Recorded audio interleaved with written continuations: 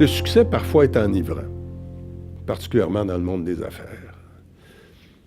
Pourquoi? Parce que le succès présuppose qu'on a eu une bonne idée, qu'on a réussi, qu'en cours de route, on a eu beaucoup de concurrence la plupart du temps, et que la machine enregistreuse fonctionne, et puis la caisse enregistreuse a fonctionné. Et il y a quelque chose d'enivrant dans tout ça. Moi, je l'ai vu chez beaucoup de gens.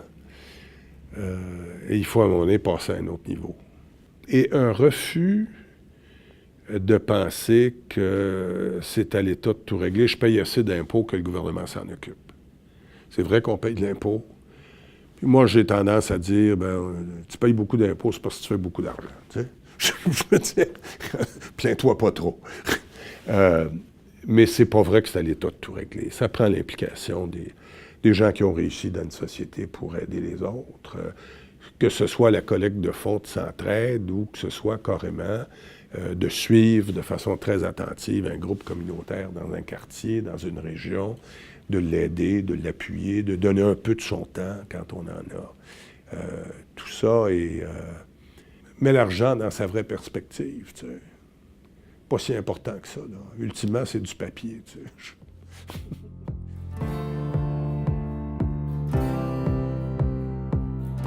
Plus le succès va être grand et multiple, plus la solitude va être grande. Et c'est pas seulement parce qu'on ne peut pas se confier, c'est parce que le temps de se confier prendrait autant de temps que ce qu'on a réalisé. Dans la vie d'un leader d'affaires ou de politique, il y a 10, 12, 15 questions qui se posent tous les jours, des centaines dans l'année. Raconter ça à quelqu'un, ça prend une autre vie. Donc, je dirais qu'il y a un élément de solitude qui vient du fait qu'on n'a pas le temps de se confier. La deuxième, c'est qu'on est souvent dans des arbitrages quand on a un leadership. On est dans des arbitrages entre des zones de pouvoir des gens qui travaillent avec nous.